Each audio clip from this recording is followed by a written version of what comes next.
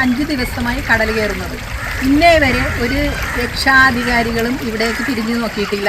ഇവിടെ ആരും വന്നിട്ടില്ല. ഇത് കണ്ട, ഇന്നത്തെ ദിവസം ഞങ്ങൾ വെള്ളം പോലും കുടിച്ചിട്ടില്ല. കാരണം എന്ന് വെച്ചാൽ ഞങ്ങളുടെ വീടിൽ മൊത്തം വെള്ളം കയറിയിട്ട് അടുക്കളയൊക്കെ വെള്ളമാണ്. ഇപ്പോൾ ഭക്ഷണം കഴിക്കാത്ത രോഗികളായവരുണ്ട്, പ്രായമായവരുണ്ട്, കുഞ്ഞുമക്കളുണ്ട്. ഇതെല്ലാവരെയും കൊണ്ട് ഞങ്ങൾ എന്ത് ചെയ്യും? ഞങ്ങൾക്കൊന്നും ചെയ്യാൻ പറ്റിയിട്ടില്ല.